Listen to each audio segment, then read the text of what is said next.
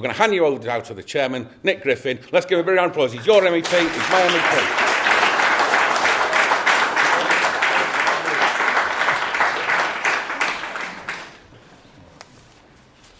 Right, thank you very much. So, as you know, I'm a member of the European Parliament. And I hope and intend to certainly work very hard to carry on being a member of the European Parliament, not least because most members of the European Parliament are total scum. They're there purely for the money, or some of them are there for money plus whatever their political opinions are, and their political opinions are disastrous to ordinary people in their own countries, and particularly disastrous to ordinary people, decent people in our country. Those people, well, the less influence and power they have, the better.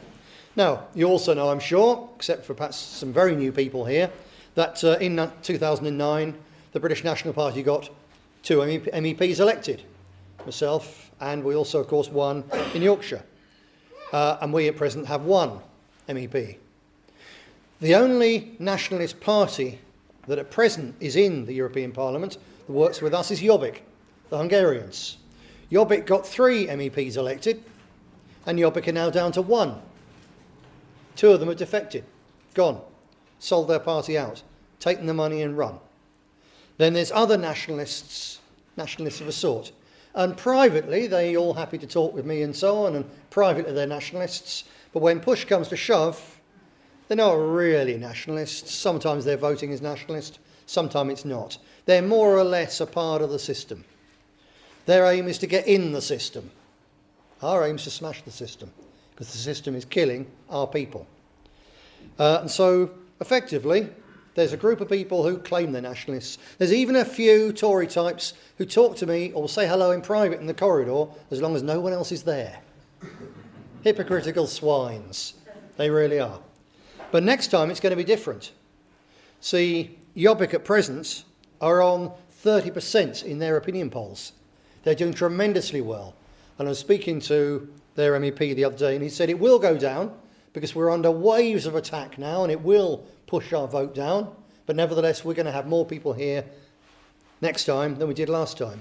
So there's going to be more proper nationalists there. Our German comrades in the National Democratic Party of Germany, they've been shut out by an artificial threshold. You have to get 5%, although if under the formula that it works, 1% alone would get them 1 elected. But knowing that, the German establishment set a barrier of 5%, which they couldn't overcome because they're so heavily demonised and attacked. So they challenged this in their court, and just a few days ago they got the verdict, because initially the court said, yep, a 5% threshold, it's illegal.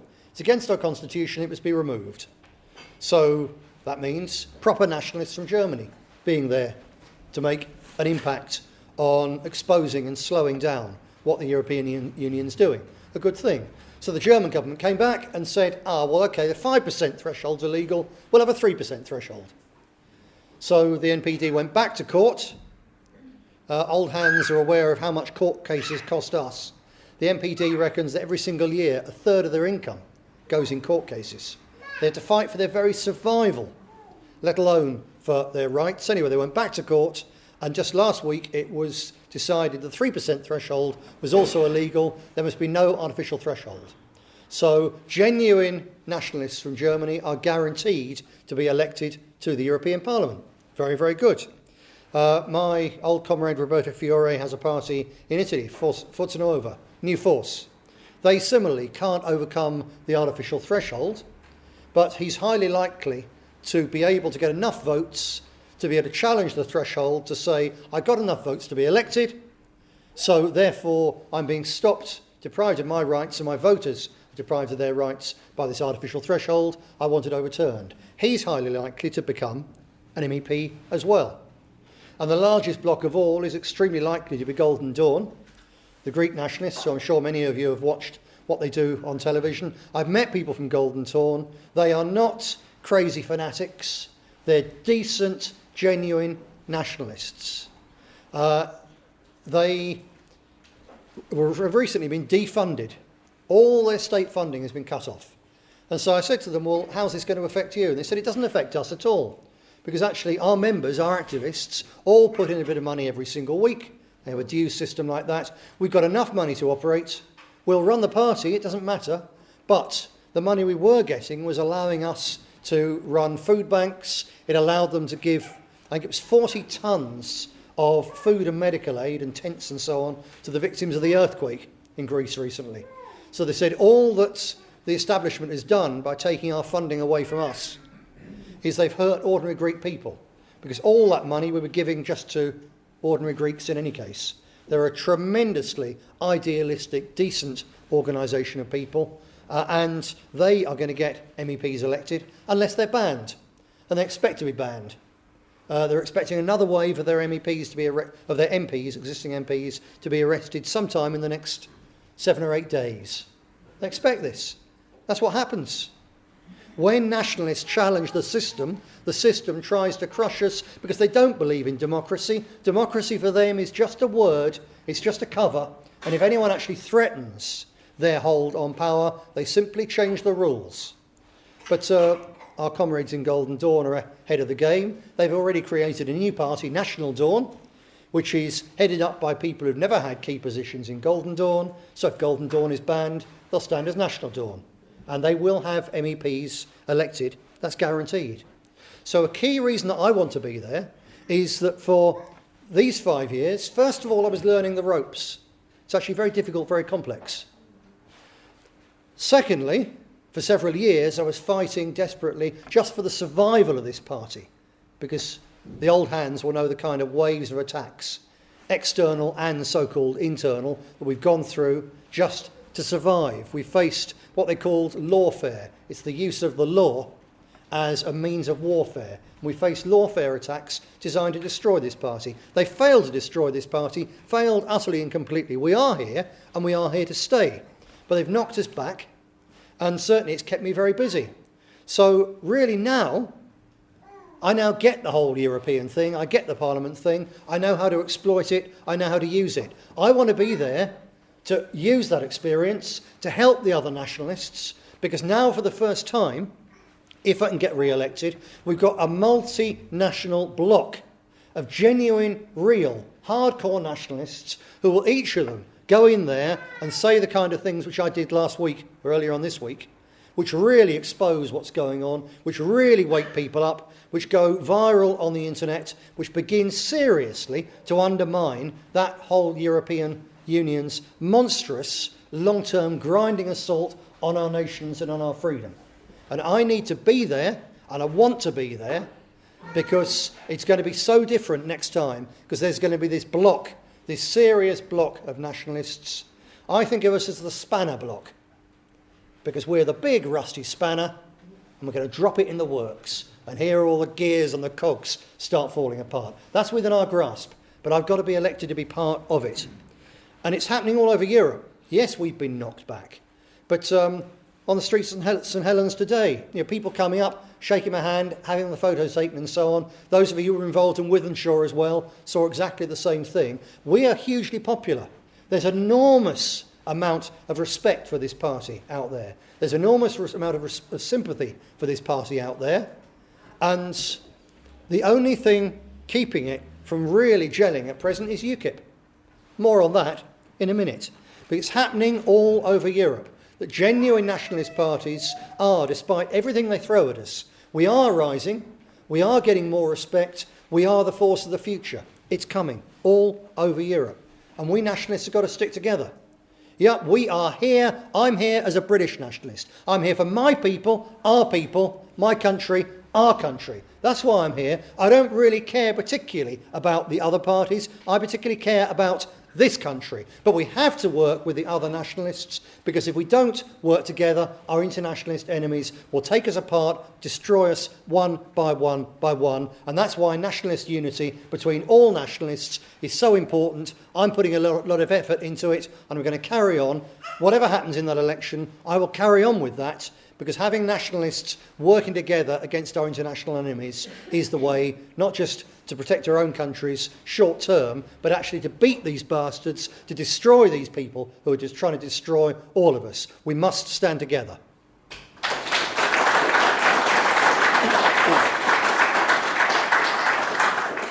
In fact, we must stand together on far more. I'm not talking about the European Union.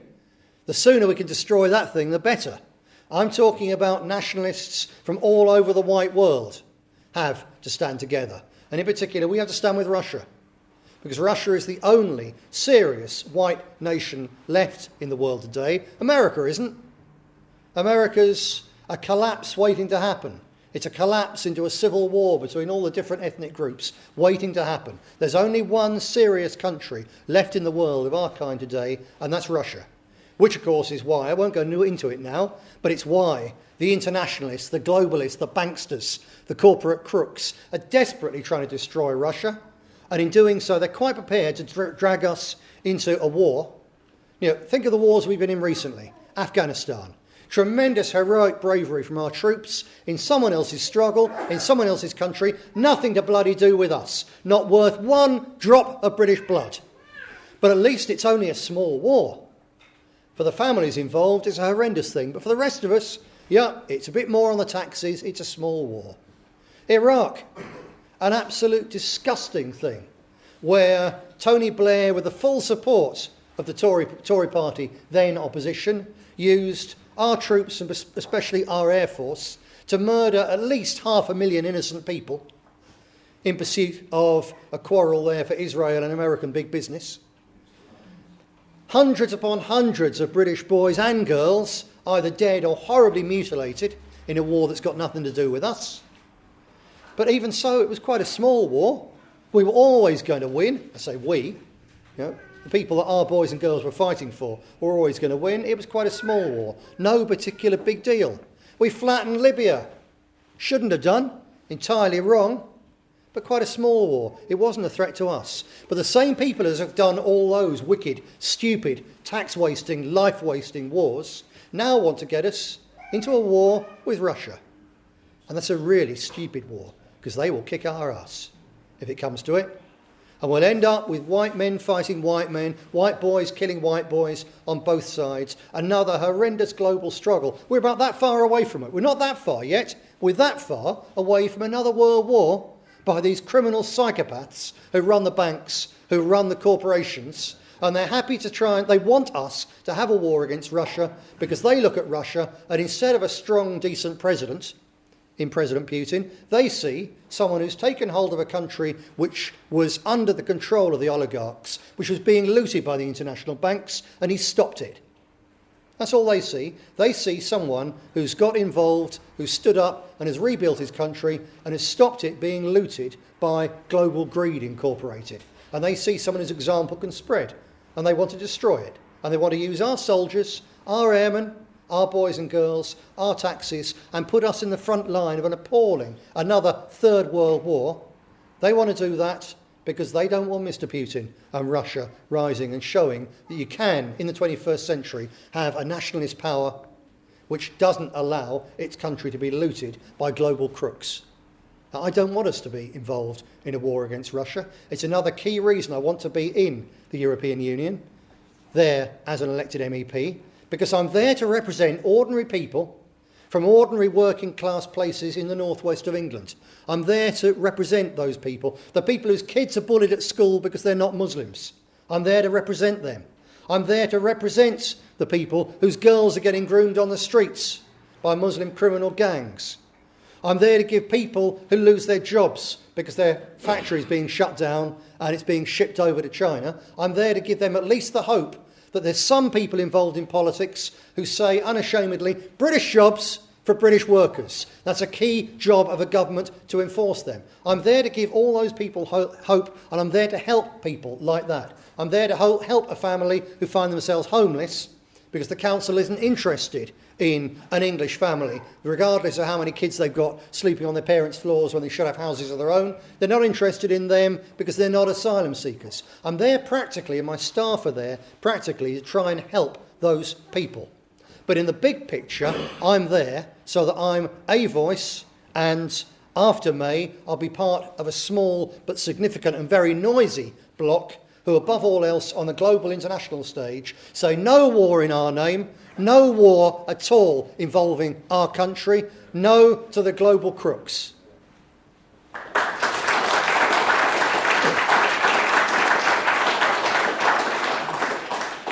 And we're here in the upstairs room of a very hospitable pub, and there's a good crowd here.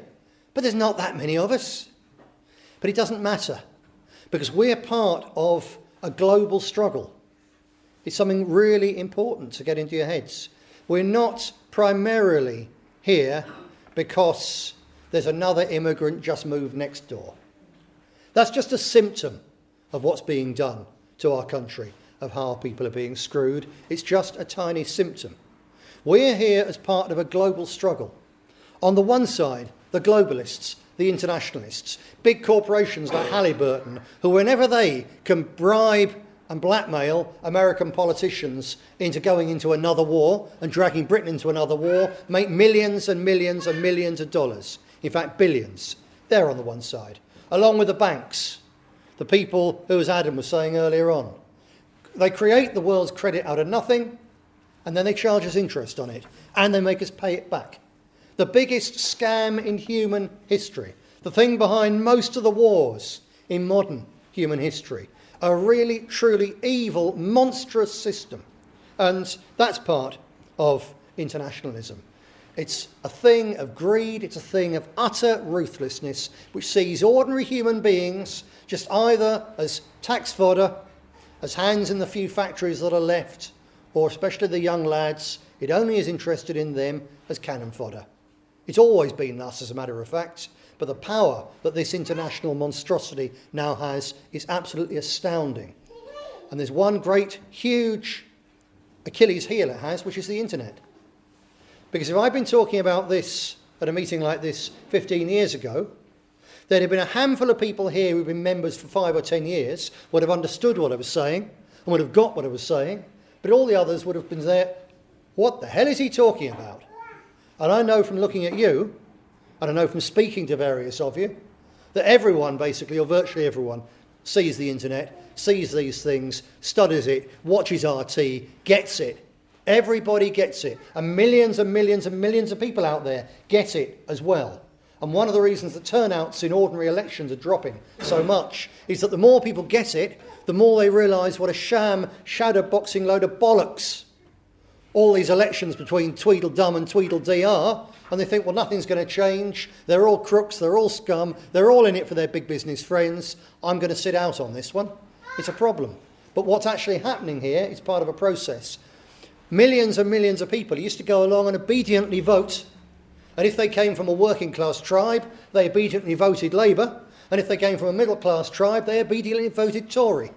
And they're seeing through it in a big, big way, so they're not voting at all. Which doesn't sound too good for us, but it's actually really good for us long term, because we're in a halfway house. It's much easier for them to switch from voting Labour to voting British National Party. To switch from voting Tory to voting British National Party is quite a big jump. But to switch from voting from Tweedle Blue or Tweedle Red to not voting, and in due course then, it's a much easier jump to voting British National Party. So on the one side, you've got the globalists who see us as serfs, who treat us as serfs, who want us as serfs, and have held us as serfs for generations. On the one side, you've got them, and on the other side, you've got the nationalists, the fighters for freedom, the people who work together, but in the end say, I'm here for my country, to get freedom for my country, self-determination for my people, social justice for my people, to stop those bastards out there looting my people. That's the choice, them and us. It's clearer than ever. The biggest choice of all between them, the ones who talk about global peace, but everywhere they go, they drip blood. Everywhere they go, they murder children. Everywhere they go, they bring war. And us nationalists, the ones who are supposed to hate other people because they're foreigners, everywhere we go, we argue for peace. The one great thing the huge thing that I'm most proud of, I'll be proud to my dying day, is that because you people, and people like you, because your sacrifice helped get me elected as an MEP, I was able to go to Damascus to write that letter that the Syrian government sent to British MPs, and it tipped the balance so Britain did not go to war against Syria. Had we done so, right now, we'd have British boys and girls dying in Syria because they'd have had to be sent in there because we would have given that poor country into the hands of Islamist cutthroat murdering scum, and they would have seized control of all the weapons of that country. And so Cameron and so on, they'd now be saying, oh dear, we didn't see this coming. We've now got to go in and take those weapons off them. And our soldiers, our troops would right now be involved in another unwinnable, absolutely disastrous war in Syria if you people and your efforts hadn't made me an MEP last time around. It's as important as that. Sometimes there's a really big thing can happen. And of course, we nationalists don't hate other peoples. We hate other people telling us what to do. We hate other people running our country. We hate that. But we don't hate other peoples, because when I speak to Italians, Greeks, Portuguese, whatever, their problems are the same as our problems, because their greedy elite is part of the same global elite that ours is part of. And they understand, they don't love Britain, but they understand that we do. And nationalists everywhere you go, they, all of them, even the ones who haven't heard the phrase before, the minute you use the phrase, no more brothers' wars, no more fights between our own kind, they all of them get it. And in the end, nationalism is the force for world peace. Because if you love your country, you love your people, you don't want to see your country destroyed in a war. You don't want to see young boys and girls coming home in coffins. You want them in our country, helping to build our country, hoping to make this country a better place. And every nationalist all over the world agrees with us on that.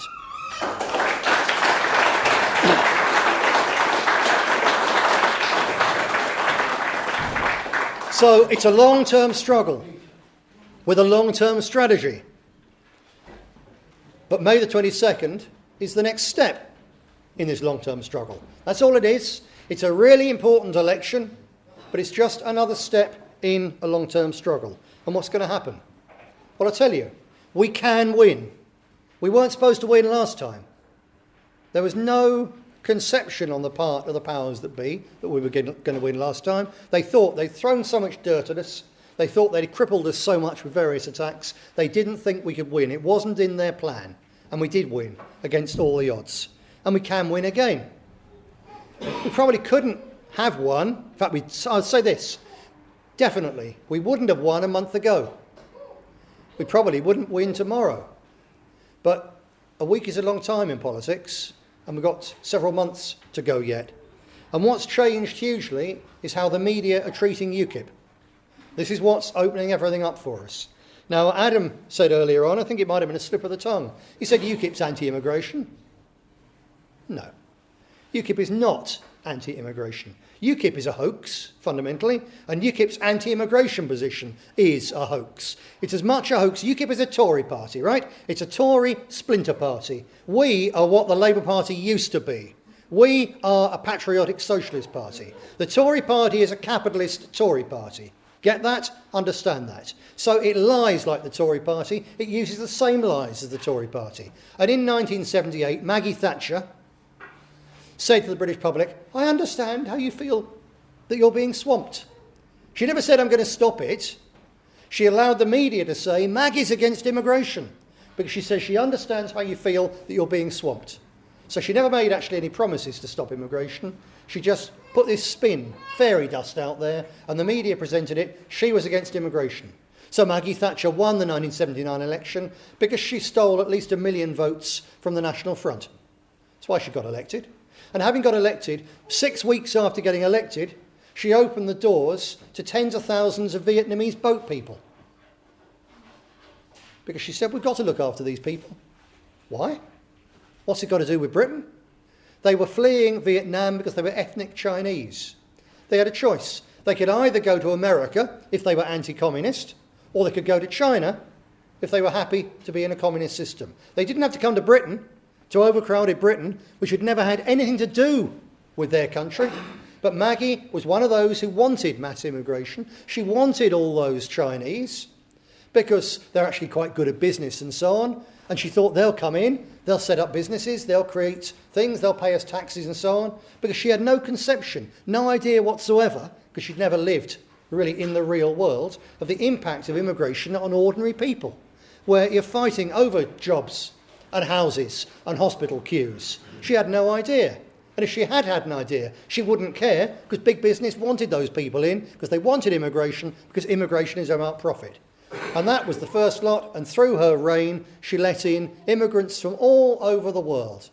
And the Tory party that came after her let in even more. And then Tony Blair, who was a Thatcherite, let in even more. She never intended to stop immigration. She just said, I understand how you feel you're being swamped. Now, what about UKIP's position on immigration? Are they anti-immigration? Are they Hellers-like? UKIP's position is really very clear.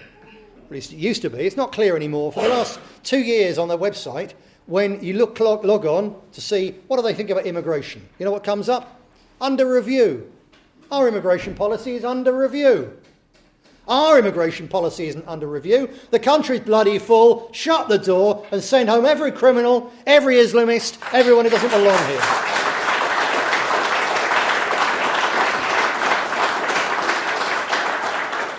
But UKIP's immigration policy is under review because Mr Farage doesn't want to tell the British people what it really is. So I'll remind Mr Farage what UKIP's immigration policy really is, because it's in the last manifesto, and until he specifically says we don't agree with that bit anymore, then you have to say they still agree with it. So it's to allow in 50,000 immigrants every year, providing they've got work permits. Because when you're a super rich, southern, upper middle class Tory, you think that, well, as long as they've got work permits, they're coming into work, it's great, isn't it? I'll tell you what a work permit means. It means this is your right, Mr Umbongo, to come in and take a British person's job. That's what a work permit means. We've got no time for work permits at all. No, they shouldn't be here with a work permit unless there's some kind of high-ranking nuclear physicist of the kind that Britain no longer has, and we actually need them to rebuild a decent nuclear power industry, for instance. We'd let that person in on a work permit. But not plumbers, not electricians, not people who can do the jobs that our people either are rotting in the dole queue because they can't do or could be trained to do. No way. But UKIP's position is let in 50,000 with work permits. And of course, also, if someone comes in a work permit, they're entitled to bring their family with them. Which means that there's Mrs Patel as well as Mr Patel with his work permit, and 3 or 4 little Patels. So every work permit is a family. Every work permit means that person will come in and work, but they'll also bring in people who will cost money with the health service, with the education system. It's not all good from the point of view even of the Exchequer. So 50,000 work permits is probably 200,000 people coming in to one of the most overcrowded countries in the world, where the public as a whole say no more immigration. That's what they want to hear. They're voting UKIP because they think that they're anti-immigration. No, they're not. That's only the start of it, because UKIP's policy is also, on top of the 50,000, they'd allow a net increase of 50,000, but on top of that, they believe we should have a stable population. So for every Brit who leaves, they'd allow in a foreigner. And since 300,000 Brits leave every year, from a combination of the weather, which is true, high taxes, red tape, and the fact that when you walk down your street or turn on the television, you suddenly find you're in some other foreign country, you don't feel at home here anymore. So instead of that, they go to Spain, where it's full of Brits, or they go to parts of rural France, which look exactly like Britain used to be, and is actually far more European than Britain is now. So we lose 300,000 people every year leave this country for good. And UKIP would be happy to replace those with 300,000 immigrants. So their policy is actually 200,000 coming in as work permits and family, and 300,000 coming in as replacements to replace the Brits who leave. So their policy is 500,000 every single year. And that's the party which pretends to be immigration. It's a hoax. It's a hoax sedulously encouraged by the BBC. They're the ones who started it. They started promoting UKIP as a way of blocking the British National Party. And then they suddenly also found that it was blocking the Tory party. So they've been ruthlessly promoting UKIP for several years now to make sure that Miliband ends up in number 10 in the next general election. That is UKIP's purpose. And then the newspapers, as they saw Farage becoming quite popular, because he's quite funny, they saw him becoming popular, so they think he'll sell newspapers. So they jumped on it too. So you've got the whole of the British media promoting this artificial safety valve. And they've been promoting it, and it's blocked us very effectively. But it's just stopped. Why has it stopped? It's actually very simple. The Withenshaw by-election was a fascinating and really interesting, really important thing. Because up until that point, everyone out there thought the UKIP was mainly was there taking Tory votes. And all of a sudden, just as it came up to Withenshaw, and the early opinion polls there showed that they could take Labour votes on a huge scale. So all of a sudden they weren't doing what they were really supposed to do, because they were supposed to take Tory votes and let the Labour Party in at the next general election. But all of a sudden they're a threat to the entire establishment, so this now changes things. And in Withenshaw, a number of you were there, I know the faces, the Tories, through that campaign, they did basically no work at all, for the reason that they wanted UKIP to do really well. They wanted UKIP to take that seat off Labour, so that all of a sudden UKIP wouldn't just be a threat to the Tory party, they'd be a threat to Labour as well. Because then the BBC would turn on UKIP. Because the BBC is the Labour Party broadcasting. Always has been and always will be. The Tories couldn't deal with it by saying to the BBC, you can't keep on promoting Nigel Farage. You can't have Nigel Farage, who's got no more right to be on Question Time than Nick Griffin, according to your own rules. You can't have him on Question Time more than any other British politician, which is the truth. But the Tory party can't go and do that to the BBC, because the media would scream that, oh, here's the Tories trying to dictate what appears on television. This is like Stalin's Russia, or it's like Joseph Goebbels. Can't have it. So they couldn't deal with it like that. So they decided to deal with UKIP by helping them win Withenshaw, by the Tories doing nothing in the hope that they take the seat off the Labour Party. And Nigel Farage made a terrible error. He looked at Withenshaw and he thought, well, yeah, we could take that seat, because I believe they could have done, as a matter of fact, talking to people. But he thought, if we take that seat, if we become a threat to the Labour Party, the BBC will turn on us. So in order to keep the BBC on side, Nigel Farage threw that election. And again, those of you who were there, UKIP put no effort into that election. In the previous elections, like in Rotherham the last couple of years, there's been UKIP posters, placards on every single pub. Not because the local gaffers support them, but because the UKIP had done a deal with the breweries saying, you must put our posters up on your pub. So it looks like this is a working class party, a working class rebellion against the old order and so on. Everyone must vote UKIP. And there wasn't a single pub in Withenshaw with the UKIP poster on, because UKIP didn't do any work. Because Farage wanted to keep the BBC on side by not running Labour and nearly taking their seat, or by taking it. And what's happened now is that the Tory press, the Mail, the Express, the Sun, the Telegraph, the Star, they've now realised that Farage is simply in bed with the BBC, and his sole purpose is to get the Labour Party elected at the next general election. And they don't want the Labour Party elected at the next general election. It would interfere with their profits. They don't actually like the Labour Party, those people. It's tribal for the Tory party. So the word has now gone out, destroy Nigel Farage and destroy UKIP. And it's changed, everything has changed in British politics since Withenshaw, since Farage also tried to throw that seat rather than show that UKIP can beat the Labour Party. Farage has confirmed that UKIP's sole job is to split the Tory vote, as well as blocking us. And in doing that, he's unleashed all sorts of forces against UKIP. They're going to be hammered ruthlessly and mercilessly over the next 2 months, and their vote is going to crumble. Where's it going to go? Their vote was an anti-immigration vote, an anti-establishment vote. It can't go to the Tories, they're establishment. It can't go to the Labour Party, they're establishment and openly pro-immigration. It can't go to the Lib Dems, virtually no one is going to vote Lib Dem. It can only either stay at home or come to us. It's the only place that vote can go. And it will stay at home if we're not pushing. But if we push, that was our vote, and it can be our vote again. So there's that political space is available for us. And just like in 2009 we won 2 seats against all the odds, well, out there, what's the main issue? As far as all the polls say, immigration. That's our vote, just waiting out there for us to pick it up. So let's get out there and do it, because we really can win. Again, we really can make a difference. It's an election. As I say, it's a stepping stone. After the election, we've got lots of other things to do. We're going to get into food banks, really helping our people, our own people, and only our own people. Because if someone's from some other community, then they can go to their community for help. They can go to our government for help, and they'll get it. But our own people don't get any help from our government, from our churches and all the rest of it. So we're going to start providing help for our people. We're going to build this party around that strategy and that tactic.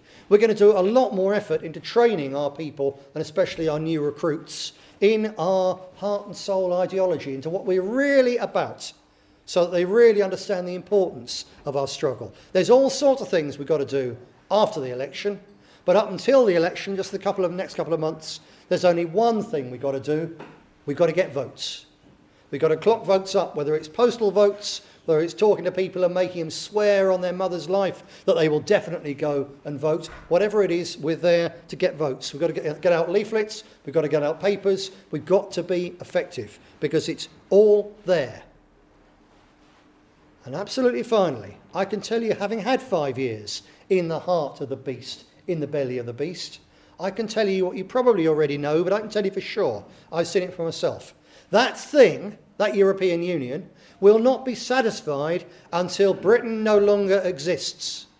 They won't be satisfied until not just Scotland has been taken off and Wales has been taken off, but they won't be satisfied until England is sliced up into little regional bits. They won't be satisfied while we've got any energy capacity of our own, while we've got a single steel mill or a single coal mine. They won't be satisfied while we've got any of that, while we still have trained, skilled men who, under a nationalist government, could create a nationalist economic revival, a nationalist economic miracle. They won't be happy until all that has gone.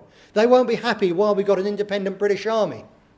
They'll only be happy when it's absolutely part of a European army.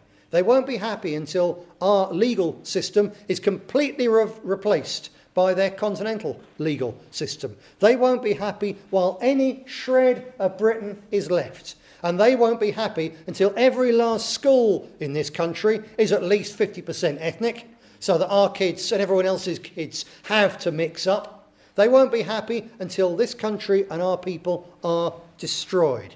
Very simply, their aim is to get rid of us. So our aim has to be, and is, and always will be, to get rid of them. Let's do it.